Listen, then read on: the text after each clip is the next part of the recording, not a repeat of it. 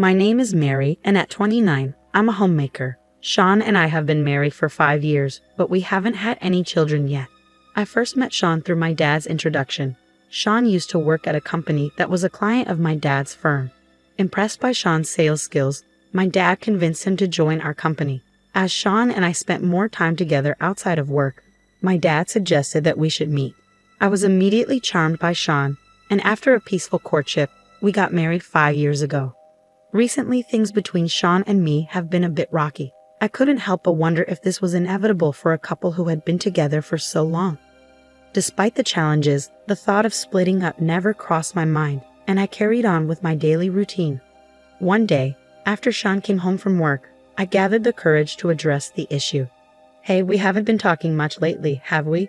We don't go out together as much as we used to. Let's take some time off and go on a trip. Maybe visit a place that holds memories for us or try out a nice restaurant. I'm sorry, I just don't have the bandwidth for that, Sean replied dismissively before heading to bed.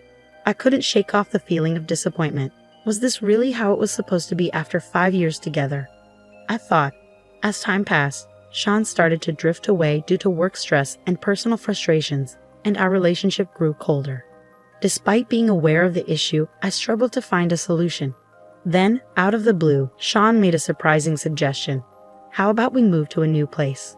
I was honestly shocked, but also hopeful that a change of environment might improve our relationship. Yeah, I've always wanted to be closer to work. This apartment is too small if we ever plan to have a baby, and the supermarket and school are too far away. You really thought that much for us? I asked, touched by his consideration. Of course, that's why I've been working so hard. Thank you. Let's start looking for a place right away, Sean replied with a smile. His words touched my heart, and knowing that he had considered our future together filled me with joy. The next day, we began the search for our dream home. As we prepared to move, Sean and I found our conversations becoming more lively, almost like when we first started dating. We discussed furniture and appliances for our new home, sharing our interests and thoughts. Sean was passionate about choosing a sofa for the living room, emphasizing both comfort and style, while I focused on creating a functional and easy-to-maintain kitchen. Through these exchanges, our bond grew stronger, paving the way for a fresh start in our new home. As we delved into selecting furniture and appliances for our new home, it felt like more than just shopping. Each item symbolized a return to the happier times we shared when we first met, deepening our understanding of each other's lifestyles and values. But that happiness was short-lived. One calm evening, Sean dropped a bombshell while we were relaxing in the living room. Listen, I've decided to live here with my mistress and our love child, he announced suddenly, leaving me in shock. Are you listening? Just give me a week, and then you need to leave because I'm going to live here with my mistress and our child. He continued, his words freezing my heart, leaving me speechless. Wait just a minute. What do you mean? I don't understand. Explain this to me. I managed to stammer out, struggling to comprehend the sudden revelation. Sean confessed that he had met his mistress at his workplace, where she was working part-time. Their relationship had blossomed over the past 2 years, evolving from mere work colleagues to something more intimate. He then recounted a conversation from 2 years ago, where his mistress had revealed she was pregnant with his child. I've been thinking maybe we need a bigger place, she had said, expressing her desire for their child to grow up in a more spacious environment. I see. Can you give me a moment to think about it? Sean had responded at the time. But now, faced with the reality of his decision to prioritize his mistress over our marriage, I couldn't help but feel a sense of betrayal and disbelief. We're getting a divorce, Sean declared matter-of-factly. We're going to the city hall. What? What are you talking about? I exclaimed, struggling to process the sudden turn of events. Wasn't the plan that we'd live here together? We even picked out furniture together. It was never about you, Sean retorted coldly. I moved here to live with my mistress and our love child. So please, could you move out as soon as possible? But can't you think it over? Can't we talk about this? I pleaded, desperately clinging to the hope of salvaging our relationship. I thought it over, and the decision is to prioritize my mistress, Sean replied firmly. She's more reliable, good at her job, and importantly, young and beautiful unlike you. So please understand, I'm not up for a lengthy discussion. This is it. There's nothing more to talk about. As Sean's callous words sank in, I struggled to comprehend his calm explanation, grappling with the harsh reality of our shattered marriage and the impending end of our life together. As I struggled to process the whirlwind of emotions swirling inside me, the reality of our shattered dreams hit me hard.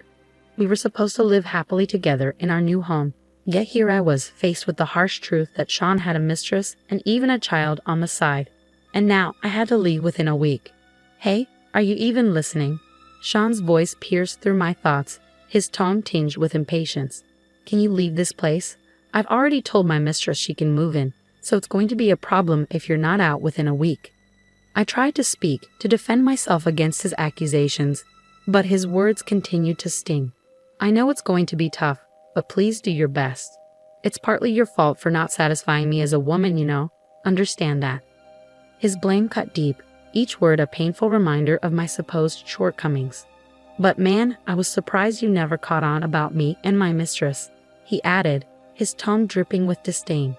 You should really try harder with the next guy you're with. You were just so boring.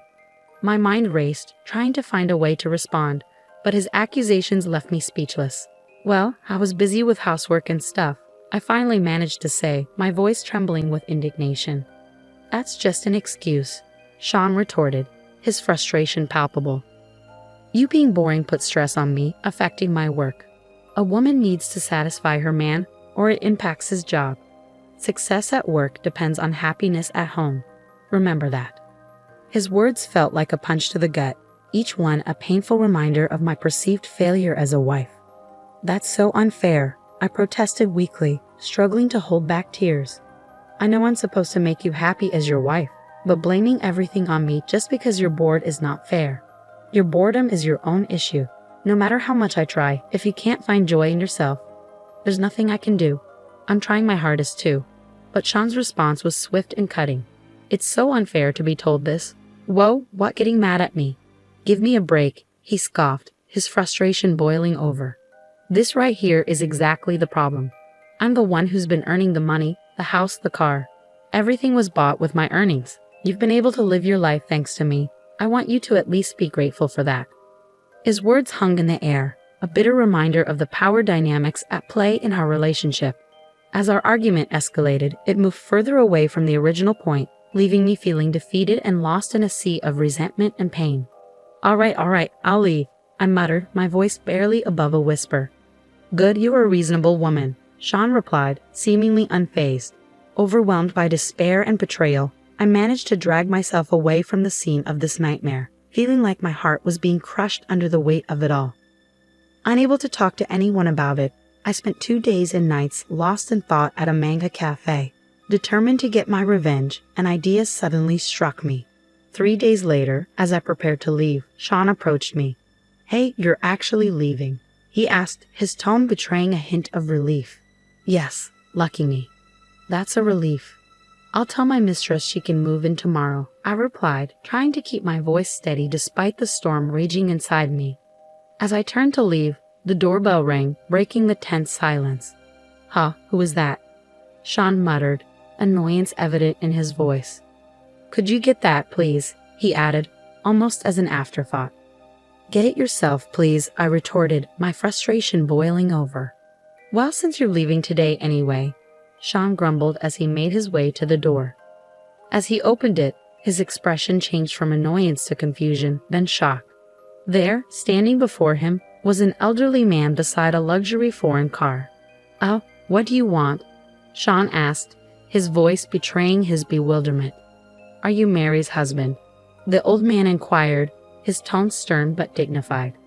Yeah, well that's me. But who are you? Sean replied, confusion evident in his voice. Here, take this, the old man said, thrusting a set of papers towards Sean. What is this? Sean asked, his confusion growing by the second. A divorce paper and a resignation letter. Sign it right now, the old man commanded, his gaze steely. Huh? Wait, who are you? What's this all about? Sean stammered, his mind racing to make sense of the situation. Don't you understand why you need to write a resignation letter? The old man's voice was stern, leaving no room for argument. Wait, Grandpa, thank you for coming today, I interjected, rushing to Sean's side. Grandpa, Sean exclaimed, his eyes widening in disbelief. Oh, let me introduce him. This is my grandfather, Ken Black, I explained, trying to maintain my composure. Ken Black? As in? Sean trailed off, realization dawning on him. Yes, the chairman of your company, I confirmed, feeling a sense of satisfaction at Sean's dawning comprehension. Wait, please. You're saying my company's chairman is Mary's grandpa? Sean's voice wavered, disbelief evident in his tone. That's what I'm saying. But I guess you wouldn't know, since we have different last names, I explained, feeling a sense of vindication. My husband had been unaware of my grandfather's existence, only my father, who had introduced him to the company. And I knew about this. Do you understand what you've done to my dearest granddaughter? My grandfather's voice boomed, his disappointment palpable.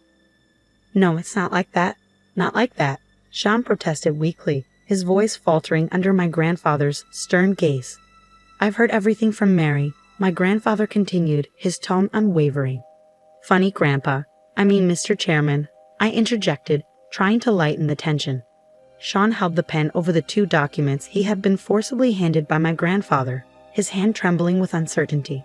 Once you're finished writing, we're going to part ways, my grandfather declared firmly. Wait, Mary, there's more I need to say, Sean pleaded, desperation evident in his voice. I thought you wanted me to leave quickly, didn't you? I stood beside my husband as he wrote his resignation letter, never meeting his eyes and maintaining a cold demeanor towards him. He paused in his writing, letting out a deep sigh. His heart was filled with conflict, but he was also acutely aware of the depth of his wrongdoings. I had to struggle not to burst out laughing. I thought to myself, feeling a mixture of amusement and disgust.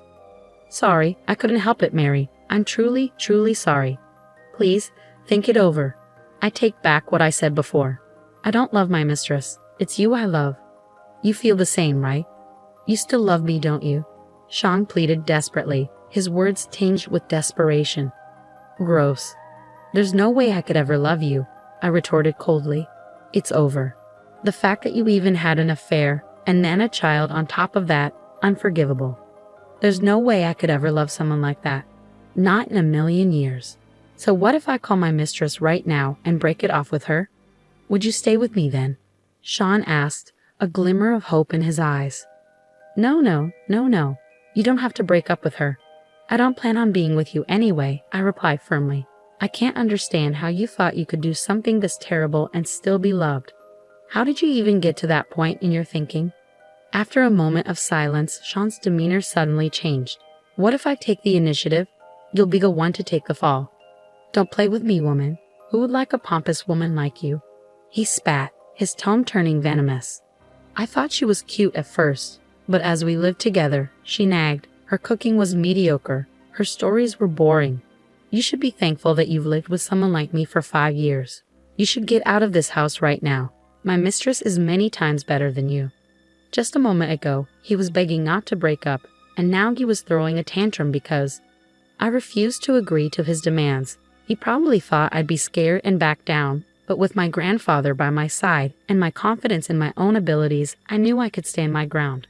I've trained in martial arts, and my grandfather always instilled in me the importance of never letting anyone underestimate me because I'm a woman. Be strong, he'd say, always be able to protect yourself. You're seriously messed up. Your emotions flip too quickly, don't they? It's amazing you even managed to find a mistress, I retorted, my anger simmering beneath the surface. Oh right, you're good at lying. I got fooled by that too. I continued, my voice dripping with scorn. And I've done some digging. You've been pretending to be single to your mistress, huh? How? How do you know that? Sean stammered, disbelief evident in his voice. Idiot. Like I said earlier, my grandpa is the chairman of your company. I asked Grandpa to look into Mia, your mistress, I explained, feeling a sense of satisfaction. Well done, my granddaughter.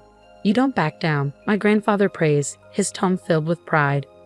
When we looked into it, all sorts of things came up. Despite being with Mary, you were getting cozy with Miss Sue at our company, and there were issues with married women. I was so embarrassed when I found out an employee of my company was doing this. I wondered why I hadn't fired him sooner. My grandfather continued, his disappointment evident. It's actually funny to think I was married to such a husband. I'm ashamed. What happens next depends on the mistress's move. Actually, she's going to be here soon.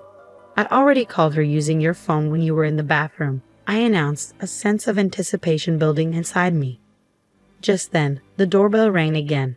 With excitement, I opened the front door to reveal my husband's mistress and their child, both stunned to see me.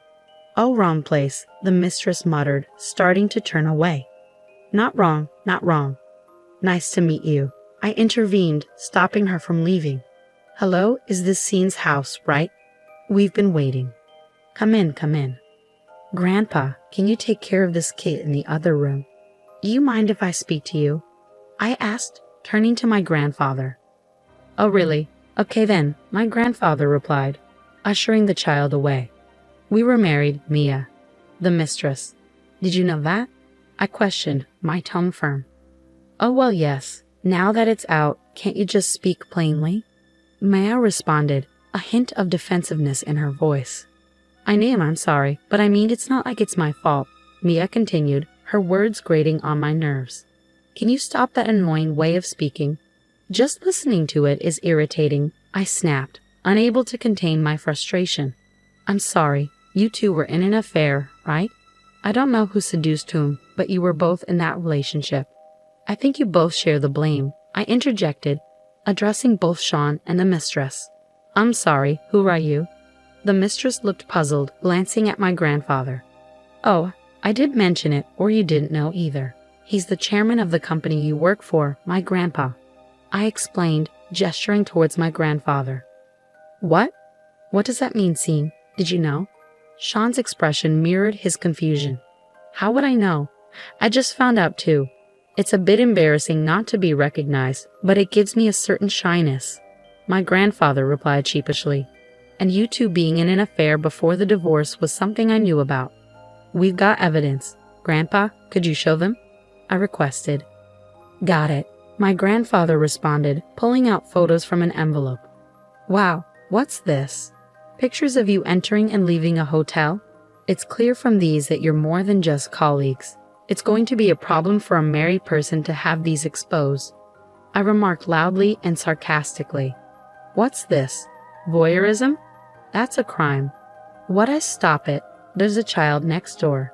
"Shut up, Scene. Just be quiet. Hey, you're married and you make a child with another woman. Are you okay with such a despicable man?" My anger bubbled over, directed at Sean. "Let me teach you something, young lady. It's not just because you're attractive. Of course that's part of it, but such women only compete with their looks, their appearance. They're empty inside. Their only asset is their youth, which is quite pitiful. I've seen a few women like that, after all. Young women are a dime a dozen in this world. Losing their only asset and ending up with nothing is truly pitiful." My grandfather's voice was stern, his words cutting through the tension. "I'm sorry, Mia. It must be a hassle, but don't worry. We'll quickly cut ties with these people, and then you can live here with us," I offered, trying to extend an olive branch to the mistress. "Yes, sorry to interrupt your little moment, but do you think you can live here, Scene? What do you mean? Which is it? What are you talking about?" I turned to Sean, confusion evident in my voice. "Don't you know? You had me sign the contract 5 years ago. Back then, you had no savings, right? It was strange, but now I get it. You were spending all your money on Mia. This place has a good location, it's new, and it has a beautiful view," I explained, my tone heavy with disappointment. "I signed the contract for this house, so I'm not planning to give it up, Sean. If we can't live here, where will we go? My place is a 1-room and too small. I've already told the landlord we're not renewing. What about Sean Jr.? Oh dear, looks like both of you are going to be homeless. That's terrible. I'm not that kind, so please leave within a week." "That's a bit of a problem for us," Sean replied weakly. "Oh really?" I retorted, my frustration growing. Saying that to others, maybe now you're starting to understand a little bit of how I felt back then. Hey, what about us? What's going to happen? Of course we'll continue, or not. It doesn't matter, Sean shrugged indifferently. But Mia, are you really okay with this guy? A big liar who's about to lose both his job and place to live. I turned to the mistress, my voice tinged with disbelief. What do you mean, lose his job? Sean interjected hastily. Hey, don't say any more, Mia urged, a hint of panic in her voice. It doesn't matter to me, so I'll say it. It's going to come out eventually anyway.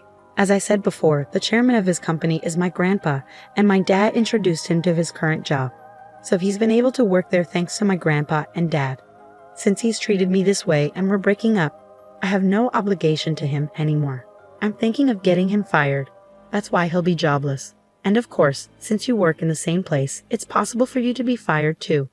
Get it? Both of you will be jobless. Don't drag her into this. She's also at fault. Normally, if you hear someone's in a relationship, you back off. How dreamy can you get? It's ultimately your fault. You need to take responsibility, Sean protested, desperation evident in his voice. Please, it's tough to be fired from the company. Now there's Sean Jr. and the house and our savings. Please just wait. Give me another 3 months, Sean pleaded, his voice trembling with emotion. It's impossible all of a sudden. At least until we can secure a place to live, I added, trying to reason with him. It's too late. I can't just leave my granddaughter like this. Go and rely on your own parents. Tell them you've had a child out of wedlock. Hurry up, your baby's crying too, my grandfather urged, his tone firm. Sean picked up the pen again and began to write on the resignation letter. In the solemn atmosphere, Mia also wrote her resignation letter, tears streaming down her face. Exhausted from the emotional turmoil, I let out a deep sigh once Sean and Mia handed their resignation letters to my grandfather. Without uttering a word, my grandfather scrutinized the contents of the letters under his stern gaze. Meanwhile, my husband accepted responsibility for his actions, facing the consequences head-on without attempting to evade them. I observed the intense interaction between my grandfather and husband, feeling a mix of relief and sadness. And don't forget the divorce papers I asked for, I reminded them, my voice tinged with bitterness. I got it. And you know of the alimony, right? I added, trying to suppress the pain of betrayal and deceit. $660,000, I heard the figure, causing a sharp pang in my heart. You're really terrible, I muttered, feeling the weight of the situation. Better than you, my husband retorted, his voice choked with tears as he signed the alimony agreement. Once everything was settled on paper, they left the room hastily, carrying little baby Jan with them. As they departed through the front door, heads hung low, I couldn't help but let out a bitter laugh. Grandpa, thank you so much for coming all this way. Even though you're busy, I express my gratitude, feeling a sense of relief wash over me. It's nothing. Leave it to me. This is exactly when you need a grandpa, my grandfather reassured me, his eyes filled with understanding. But your son brought home quite the trouble. I guess I have to punish him too, he added, a hint of disappointment in his voice. Yeah, Dad needs to be punished too, I agreed, feeling a sense of closure. I'll tell Mom. Next time, I'll find a husband candidate for Mary myself, I promised, determination shining in my eyes. That sounds good. I trust you to find someone reliable, my grandfather nodded approvingly. And so the matter was resolved. My ex-husband's hopes for a new life with his mistress were shattered by the strain of alimony payments on his finances and the deterioration of his relationship with her. Turning to his parents for support, he found himself alone to face the consequences of his actions, grappling with the difficulties of taking responsibility and building a relationship with his secret son John. On the other hand, thanks to my grandfather's support, I embarked on a new path. The alimony became a stepping stone toward a brighter future, and I succeeded in pursuing my own happiness despite the pain caused by my husband's unfaithfulness. It became a valuable experience that made me stronger and more resilient. Cherishing the support from those around me, I forged new connections and built a new community to pursue my happiness. Over time, I healed from the wounds of the past and emerged as a stronger, more mature person.